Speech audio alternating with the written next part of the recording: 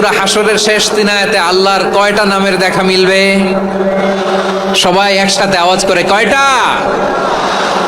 আসুন আমরা শুরু করে দিই। আল্লাহ তাআলা বলছেন হুয়াল্লাহুল্লাযী লা ইলাহা ইল্লা হুয়া আলিমুল গায়বি ওয়াশ শাহাদাতি হুয়ার রহমানুর রহিম। আল্লাহ বলেন হুয়াল্লাহ, তিনি হলেন আল্লাহ।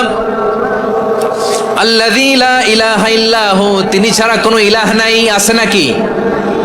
বারোয়াখালীবাসী আওয়াজ করে বলেন তো দেখি আমাদের ইলাহ কয়জন? আরো জোরে বলেন। একজন হইলে ভালো না বেশি হইলে ভালো? ওয়া ইলাহুকুম ইলাহু ওয়াহিদুন লা ইলাহা ইল্লা হুয়ার রহমানুর রহিম। আল্লাহ বলেন তোমাদের ইলাহ হলো একজন, তিনি ছাড়া কোনো ইলাহ নেই, তিনি দয়াময়, তিনি মেহেরবান। ইলাহ যদি একজন না হয়ে দুইজন হতো, ঝামেলা আছে না নাই? লাউ কানা ফীহিমা আলিহাতুন ইল্লাল্লাহু লাফাসাদাতা। আকাশ এবং জমিনের মধ্যে ইলাহ একজন না হয়ে যদি মাত্র দুইজন হতো, আকাশ জমিন ভেঙে খান খান হয়ে যেত। ঠিক কিনা বলেন? দুইজন ইলাহ হইলে খান খান হয়ে যেত। আমাদের রব একজন হইলে ভালো না বেশি হইলে ভালো? কথা বুঝতেছেন? আরে একজনেরই তো মন জোগায় চলতে পারি না, ঠিক কিনা? হ্যাঁ, একজন, তিনি যে আদেশগুলো দিয়েছেন আমাদের দুর্বলতার কারণে আমরা তো পারি না। যদি 10 জন হইতো, ওই 10 জনের হ্যাপি করতে পারতাম, তাদেরকে স্যাটিসফাই করা যেত এত সহজে। 10 জনের 10 নিয়ম থাকতো। একজন বলতো আমার সেজদা দিবি সকালে, আরেকজন বলবে আমার জন্য নামাজ পড়বি 3 বার, আরেকজন বলবে আমার জন্য যাকাত দিবি এতবার, আরেকজন বলতো আমার জন্য কুরবানি দিবা এতবার। তাহলে আমাদের জন্য কঠিন হয়ে যেত, ঠিক কিনা? যদি ইলাহ একজন না হয়ে একাধিক হতো, একজন বলতো না আমি মহাবিশ্ব এভাবে চালাবো, আরেকজন বলতো না আমার মন চায় এভাবে, আমি এভাবে চালাবো, একজন বলতো সূর্য আমি পূর্ব দিকে উঠাবো, আরেকজন বলতো না আমি দক্ষিণ দিকে উঠাবো, আরেকজন বলবে না আমি উত্তর দিকে উঠাবো। এরকম আছে না নাই? ঝামেলা লেগে যেত। এজন্য বেশি রব হইলে আমাদের জন্য ঝামেলা, খোদা বেশি হইলে আমাদের লস। একজন হওয়াতে আমরা বেঁচে গেছি। বারোয়াখালীবাসী আওয়াজ করে না, কথা বলে না। রব খোদা একজন হওয়াতে আমাদের সুবিধা হয়েছে না? এজন্য আল্লাহ বলেন লা ইলাহা ইল্লাহু, তিনি ছাড়া তোমাদের কোনো ইলাহ নাই, তিনি একজন। লা ইলাহা ইল্লাহু আলিমুল গায়বি ওয়াশ শাহাদা, তিনি প্রকাশেরও মালিক অপ্রকাশেরও মালিক। তিনি যেটা ওপেন এটাও জানেন, যেটা গোপন সিক্রেট ওইটাও জানেন। আলিমুল গায়বি ওয়াশ শাহাদা, তিনি গায়েবের মালিক, গায়েবের জ্ঞানী, যেটা দেখা যায় না, অদৃশ্য, জানা নাই, এটাও তিনি জানেন। এগুলো জানতে তার কোনো মাধ্যমের প্রয়োজন হয় না। অতীতে কি হয়েছে, বর্তমানে কি চলছে, ভবিষ্যতে কি হবে, সব তার জ্ঞানের ভেতরে আছে না নাই? এজন্য আল্লাহ বললেন আলিমুল গায়বি ওয়াশ শাহাদা, তিনি গায়েবের জ্ঞান রাখেন, তিনি দৃশ্য জগতের জ্ঞান রাখেন, তিনি প্রকাশ্য জগতের জ্ঞান রাখেন, তিনি গোপন জগতের জ্ঞান রাখেন। তার কাছে কোনো কিছু গোপন নাই, ঠিক কিনা বলেন? ওয়ার রহমানুর রহিম, তিনি হলেন দয়াময়, তিনি হলেন মেহেরবান। এই যে শুরু হলো 14 নামের প্রথম দুইটা, আর রহমান আর রহিম। ওয়ার রহমানুর রহিম, তিনি হলেন the most gracious, the most merciful, তিনি দয়াময়, তিনি অতিশয় মেহেরবান। সুবহানাল্লাহ বলেন। তার দয়ার কোনো শেষ নাই, তার মায়ার কোনো শেষ নাই। আল্লাহ, তাহলে 14টা নামের মধ্যে কয়টা পাইলাম? একটা কি? আর রহমান। বারোয়াখালীবাসী বুঝে থাকলে আওয়াজ করে বলেন প্রথমটা কি? 2 নাম্বার আর রহিম। আওয়াজ করে বলেন 2 নাম্বার। আওয়াজ করে সবাই গলা ছেড়ে দিয়ে উত্তর দেন তো, প্রথম নামটা কি? দ্বিতীয় নামটা? আর রহিম। রহমান আল্লাহর one of the major names. আল্লাহর মৌলিক নামগুলোর মধ্যে গুরুত্বপূর্ণ একটা নাম হচ্ছে রহমান। গুরুত্বপূর্ণ নাম কি?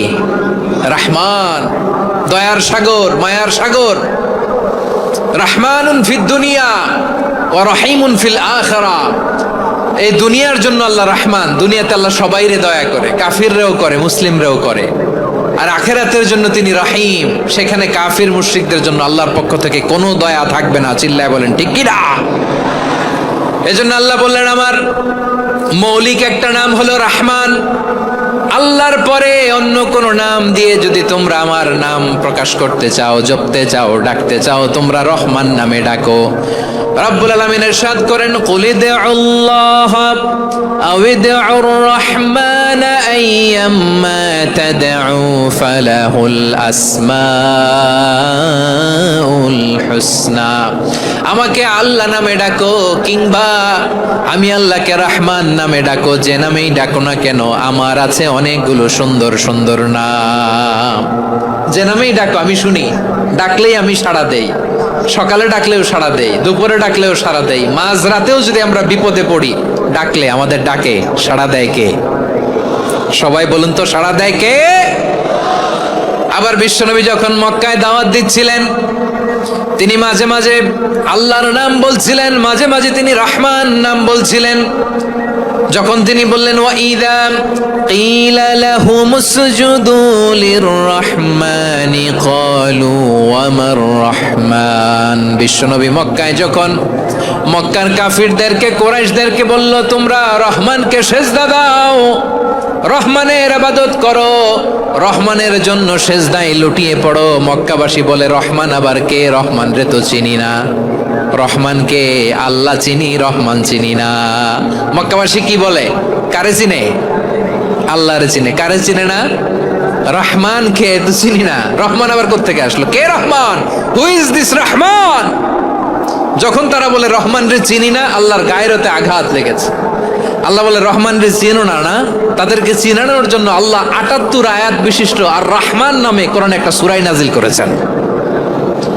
যখন মক্কার কুরাইশরা বলে আল্লাহ চিনি, রহমান চিনি না, আল্লাহ বলে রহমান রে চিনো না, তাহলে চিনে না ও রহমান নামে তিনি ৭৮ আয়াত বিশিষ্ট কালামুল্লাহ মাজিদে একটা গোটা সূরাই নাজিল করে দিয়েছেন। তিনি নাজিল করলেন আর রহমানু আল্লামাল কুরআনা খালাকাল ইনসানা আল্লামাহুল বায়ান। দয়াময় রহমান শেখালেন কোরআন, বানালেন ইনসান, শেখালেন বায়ান।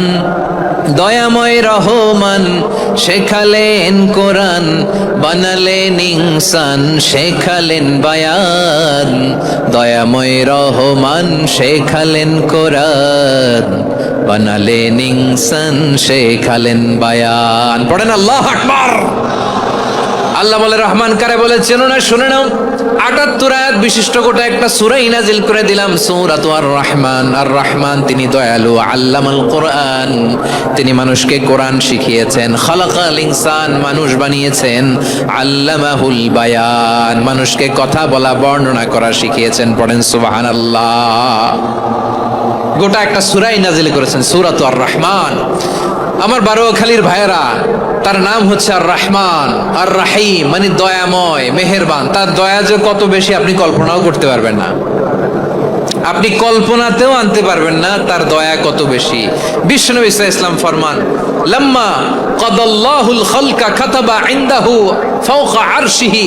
আল্লাহ যখন মহাবিশ্বের সব সৃষ্টি করে সারলেন, তিনি আরশের উপরে লিখলেন সাবাকাত রাহমাতি গাদাবি, সাবাকাত রাহমাতি গাদাবি। কোথায় লিখছে?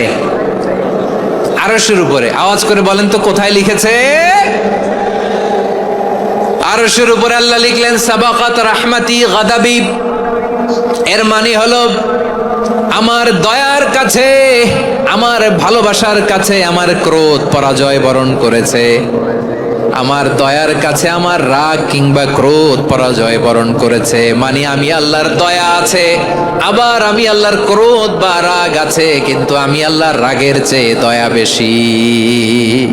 আওয়াজ করে বলেন আল্লাহর রাগ বেশি না দয়া বেশি?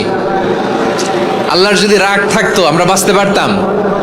যে পরিমাণে আকাম কুকাম আমরা করি, অপকর্ম করি, অন্যায় করি, জুলুম করে জুলুমের আড্ডাখানা বানিয়ে রেখেছি গোটা দুনিয়াকে, আল্লাহ যদি মুহূর্তে মুহূর্তে রেগে যেতেন আমরা বাঁচতে পারতাম?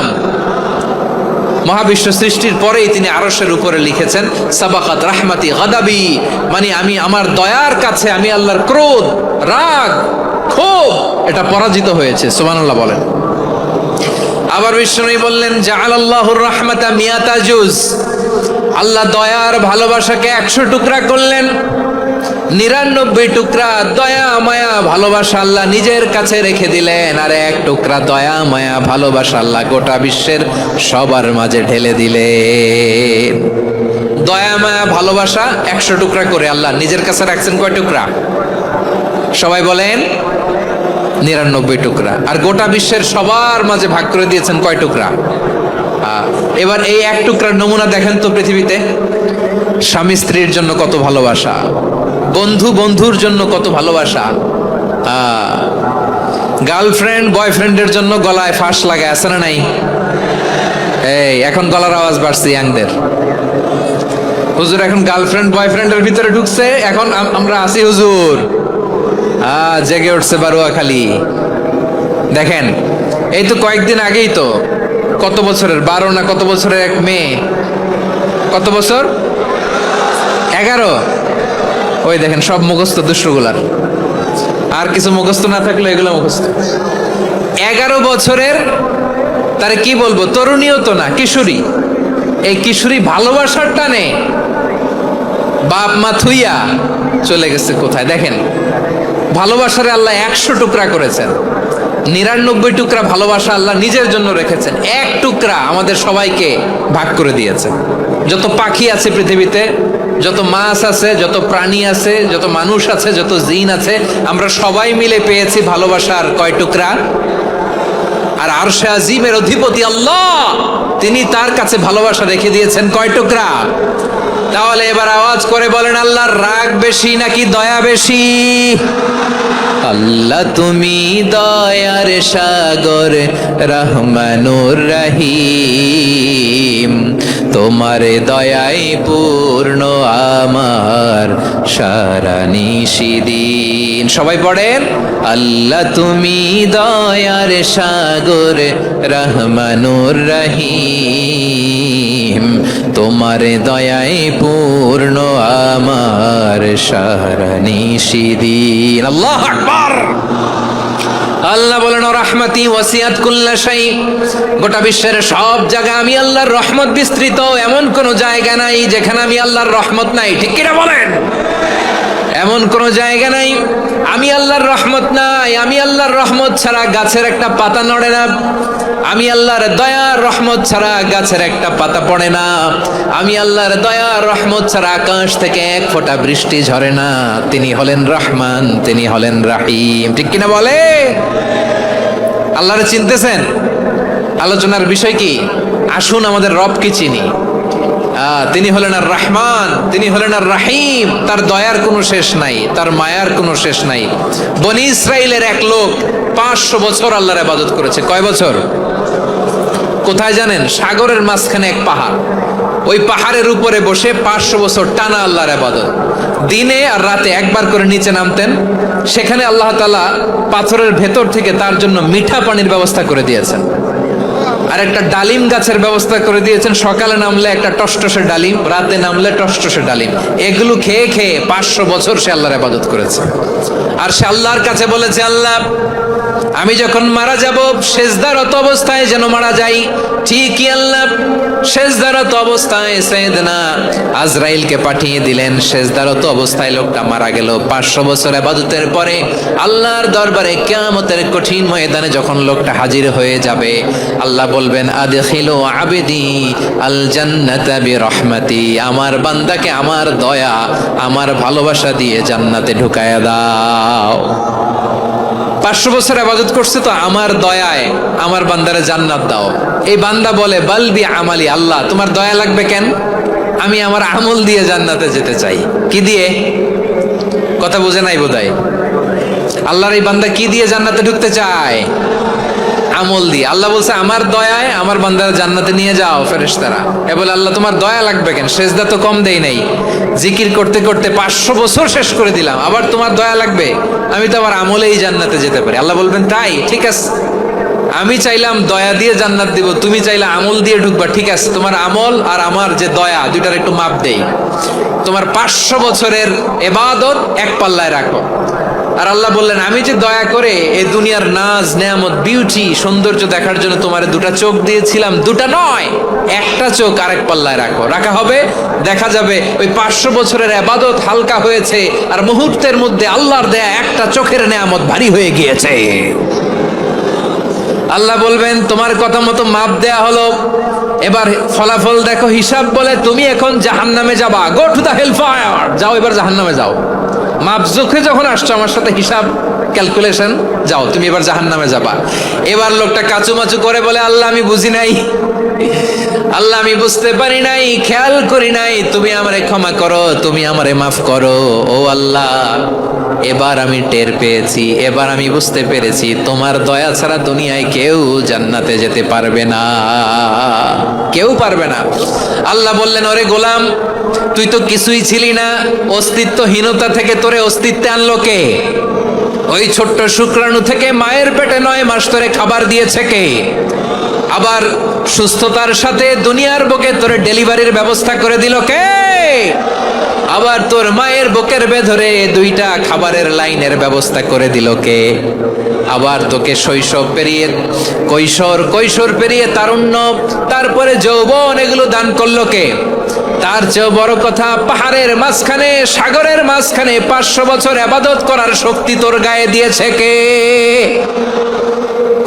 এই সাগরের মধ্যে লোনা পানি, লবণের পানি মুখে দেয়া যায় না, সেখান থেকে আমি পাহাড়ের ভেতর থেকে মিঠা পানির ব্যবস্থা করে দিলাম, ওই জায়গায় তোরে রিজিকের বন্দোবস্ত করলো কে? সকাল বিকাল 2 বেলা টসটসে ডালিম খাওয়ার ব্যবস্থা করে দিল কে? তোর আবদার ছিল আল্লাহ আপনি আমার সেজদারত অবস্থায় রুহু কবজ করবেন, তোর শেষ আবদারটাও পূরণ করেছে কে? ও গোলাম আমার রহমতের তুলনায়, আমার নেয়ামতের তুলনায় তোর 500 বছরের ইবাদতের কোনো ওজনই হবে না। গোটা বিশ্বের কেউ কোনোদিন আমার জান্নাতে ঢুকতে পারবে না আমি আল্লাহর দয়া ছাড়া। হুয়ার রহমানুর রহিম, তিনি দয়াময়, তিনি মেহেরবান। জিব্রাইল আলাইহিস সালাম বিশ্বনবীর এই লম্বা হাদিসটা যখন শোনালেন, আমি যা যা বলছি এটা বিশাল এক হাদিসের অনুবাদ, বললেন ইয়া মুহাম্মদ এই দুনিয়ার সবটাই চলে আল্লাহর রহমত দিয়ে। হাদিসের শেষ কথা, সব চলে আল্লাহর কি দিয়ে? তখন বিশ্বনবী সাহাবাদের বললেন ও সাহাবারা শোনো, আল্লাহর জান্নাতে কেউ কোনোদিন প্রবেশ করতে পারবে না তার রহমত ছাড়া। সাহাবারা বললেন ইয়া রাসূলুল্লাহ আপনিও না, আপনিও কি আল্লাহর রহমত ছাড়া প্রবেশ করতে পারবেন না? বিশ্বনবী বললেন না আমিও না, আমি বিশ্বনবীও আল্লাহর জান্নাতে আল্লাহর রহমত ছাড়া ঢুকতে পারবে না, তবে কিয়ামতের দিন আল্লাহর রহমত আমার চারদিকে বেষ্টনী দিয়ে থাকবে। আল্লাহ নিজের পরিচয় দিয়ে বললেন আলিমুল গায়বি ওয়াশ শাহাদাতি হুয়ার রহমানুর রহিম, আমি হলাম রহমান, আমি রাহিম। আল্লাহরে চিনছেন? ওবারখালীর ভাইয়েরা আপনার রবকে চিনতে পারতেছেন?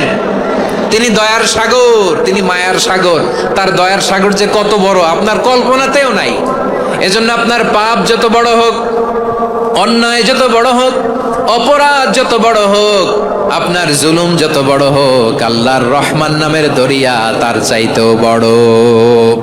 আল্লাহ বলেন কুলিয়া ইবাদিয়াল্লাযীনা আসরাফু আলা আনফুসিহিম লা তাকনাতু মির রাহমাতিল্লাহ ইন্নাল্লাহা ইয়াগফিরুয যুনুবা জামিআ ইন্নাহু হুয়াল গফুরুর রহিম।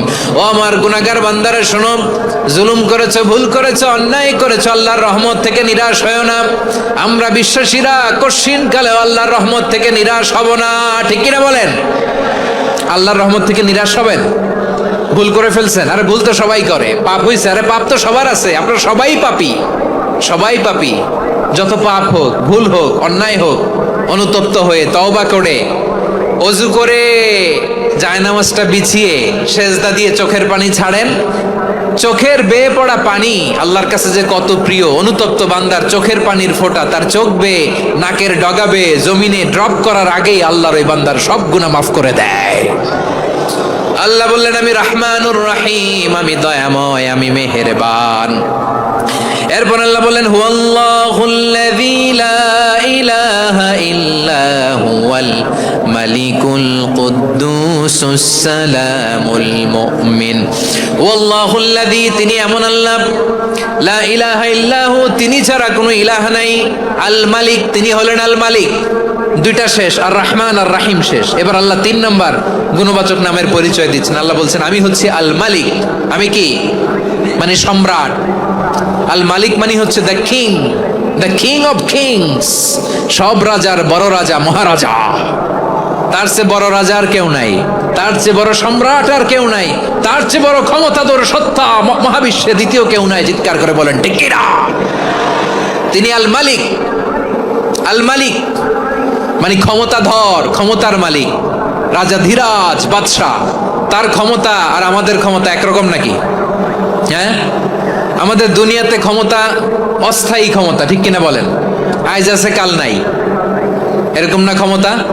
আল্লাহর ক্ষমতাও তো এরকম না, আইজ আছে কাল নাই এরকম। দুনিয়াতে দেখবেন কোন দেশের প্রেসিডেন্টের 4 বছরের ক্ষমতার মেয়াদ, কোন দেশে 5 বছরের। আল্লাহর কয় বছরের? 10 বছরের নাকি 20 বছর, 100 বছর। আল্লাহর ক্ষমতার মেয়াদ কতদিন বলেন?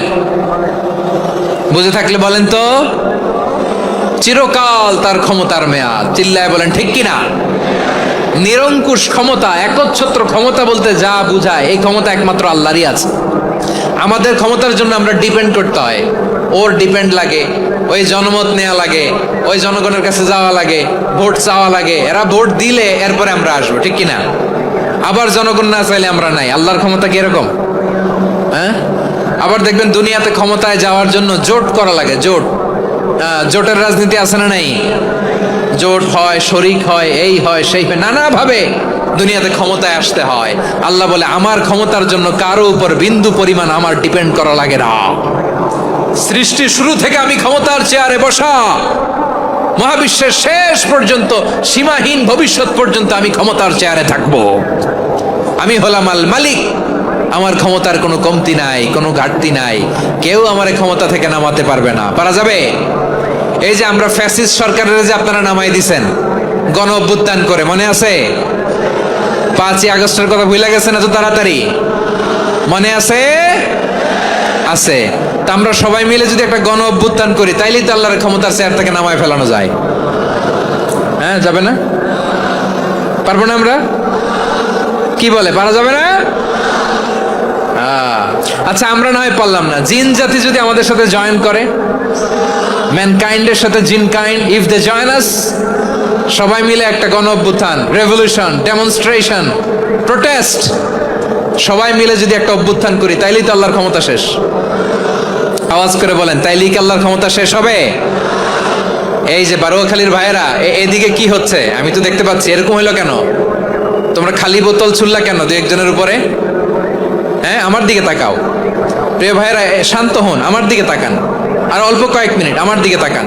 কেউ কিছু ছুঁড়ে মারবেন না কারো দিকে, মেহরবানি করে আমার দিকে তাকান। তাহলে আমরা সবাই মিলে একটা গণ অভ্যুত্থান যদি করি, আল্লাহর ক্ষমতা থেকে নামানো যাবে?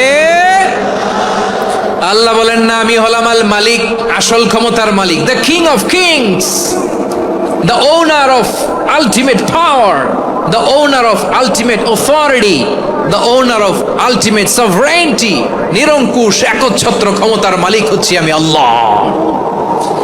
আল্লাহ তাআলা সূরা মুলকের শুরুতে বলছেন, তাবারাকাল্লাযী বিয়াদিহিল মুলকু ওয়া হুয়া আলা কুল্লি শাইইন কাদির। মহিমান্বিত সত্তা, যার হাতে ক্ষমতা, তিনি যা চান তাই করতে পারেন। আওয়াজ করে বলেন তো তিনি কে?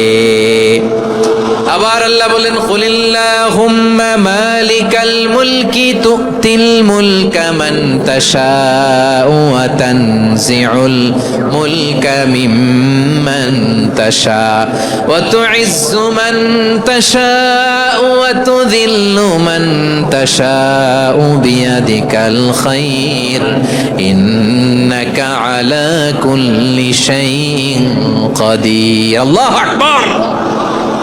এ নবী, আপনি বলুন, আল্লাহুম্মা মালিকাল মুলক, আল্লাহ আপনি ক্ষমতার মালিক। তুতিল মুলকা মান তাশা, যাকে চান তারে ক্ষমতার চেয়ারে বসান। ওয়া তানজিউল মুলকা মিম্মান তাশা, যাকে চান তাকে ক্ষমতার চেয়ার থেকে ছুঁড়ে ফেলে দেন। তিনি কে? ক্ষমতার চেয়ারে বসায় কে? আবার মনে চাইলে আস্থা করে ছুড়ে নিক্ষেপ করেন, তিনি কে? আবার আল্লাহ বললেন ওয়ালাম ইয়াকুল্লাহু শারীকুন ফিল মুলকি, আমার ক্ষমতায় কোনো শরীক নাই, কোনো জোট নাই, কোনো পার্টনার নাই, কোনো অংশীদার নাই। আবার আমি চলে গেলে আমার ক্ষমতার দাবিদারও কেউ নাই। আল্লাহু আকবার। এই দুনিয়াতে রাজা মারা গেলে পরের রাজা কে হয়? রাজার ছেলে রাজা, ঠিক কিনা বলেন? আল্লাহ চলে গেলে আরেকজন বসবে নাকি এরকম না, তার ক্ষমতার সাথে দুনিয়ার ক্ষমতার কোনো মিলই নাই। এজন্য তিনি তার নাম দিয়েছেন আল মালিক। আল মালিক, the owner of power, the owner of ultimate power and sovereignty, the king of kings, সব রাজার বড় রাজা, মহারাজা আল মালিক, তিনি হচ্ছেন আল্লাহ। চিৎকার করে বলেন ঠিক কিনা? তিনি আসল ক্ষমতার অধিকারী। দুনিয়াতে যে আমরা ক্ষমতা নিয়ে কামড়াকামড়ি করি, মারামারি করি, কিয়ামতের দিন আল্লাহ জিজ্ঞেস করবেন কই তোদের ক্ষমতা আজকে বল। কিয়ামতের সময় সব মানুষগুলো যখন ইন্তেকাল করবে, সব জিনেরা যখন ইন্তেকাল করবে, সব ফেরেশতারা যখন ইন্তেকাল করবে, বাকি থাকবে মালাকুল মাউত। মালাকুল মাউত এসে বলবে আল্লাহ আপনার কথা মতো সবাই শেষ, মানুষগুলো নাই, জিনগুলো নাই, আমার সতীর্থ ফেরেশতাগুলো নাই, মহাবিশ্বে আর কেউ নাই। আল্লাহ বলে এখন কে আছে? মালাকুল মউত বলবে আল্লাহ তুমি আছো আর আমি। তুমি তো আল হাইয়্যু আল কাইয়্যুম, অবিনশ্বর, শাশ্বত, চিরঞ্জীব, কোনোদিন মরবা না, তুমি আছো আর তোমার গোলাম আমি আছি আজরাইল। মহাবিশ্বে কয়জন আছে মাত্র? জোরে বলেন। এক হচ্ছেন আর হচ্ছে মালাকুল মউত। আল্লাহ তুমি আছো আমি আছি। আল্লাহ বলবে ঠিক আছে এবার তোমার মরণের পালা, মুত ইয়া মালাকাল মউত, হে মৃত্যুর ফেরেশতা তুমি মরো। মালাকুল মাউত আল্লাহর আদেশ বাস্তবায়ন করতে যে বিকট একটা চিৎকার দিয়ে মৃত্যুবরণ করবে। ওই চিৎকার দুনিয়ার মানুষেরা, চিৎকারের আওয়াজ যদি দুনিয়ার মানুষেরা শুনতে পেত, দুনিয়ার মানুষের প্রত্যেকের কানের পর্দা ফেটে মুহূর্তের মধ্যে সব লাশ হয়ে জমিনে পড়ে রইত। ভয়ঙ্কর চিৎকার দিয়ে মালাকুল মাউত বিদায় নিবে, কেউ নাই। এবার বলেন তো মহাবিশ্বে মহাশূন্য, কেউ নাই, উপরে নিচে সামনে পেছনে ডানে বায়ে কোন সত্তা, কোন জীবিত সত্তার আছে? একজন ছাড়া, তিনি কে? কুল্লু মান আলাইহা ফানি ওয়া ইয়াবকা ওয়াজহু রাব্বিকা যুল জালালি ওয়াল ইকরাম। পড়েন ফাবিআইয়ি আলাই রাব্বিকুমা তুকাজ্জিবান। কেউ থাকবে না একজন ছাড়া, একজন ছাড়া। এই ড্রোন দেখে হাত নাড়ালে হবে? আমার দিকে তাকাইতে হবে, কথা শুনতে হবে। মহাবিশ্বে কেউ নাই, একজন সত্তা ছাড়া। আওয়াজ করে বলেন তিনি কে? এবার আল্লাহ ডেকে বলবেন লিমানিল মুলকুল ইয়াউম, লিমানিল মুলকুল ইয়াউম, ক্ষমতা কার? Who belongs the kingdom today, who belongs the power authority today, who belongs the sovereignty today. আজকে ক্ষমতা কার? দুনিয়াতে ক্ষমতা নিয়ে এত কামড়াকামড়ি, দুনিয়াতে চেয়ার নিয়ে এত মারামারি, এত অত্যাচার, এত রক্তপাত, এত ব্লাডশেড। আজকে বলো তো ক্ষমতা কার? কার ক্ষমতা? মহাশূন্যে কোনো আওয়াজ নাই, শুধু আমার রবই বলবেন লিমানিল মুলকুল ইয়াউম, আজকে ক্ষমতা কার? কোনো আওয়াজ নাই, উত্তর দেওয়ার মতো জীবিত কোনো সত্তা নাই, ফলে কেউ উত্তর দিতে পারবে না। আল্লাহ নিজেই প্রশ্নের উত্তর দিয়ে বলবেন লিল্লাহিল ওয়াহিদিল কাহ্হার, একচ্ছত্র অধিপতি, ক্ষমতার মালিক আল্লাহ ছাড়া কারোর জন্য কোনো ক্ষমতা নাই। চিল্লায় বলেন ঠিক কিনা? তাহলে আর রহমান আর রাহিমের পরে আমরা জানলাম আমার আল্লাহর আরেকটা সুন্দর গুণবাচক নাম হচ্ছে আল মালিক। কি নাম?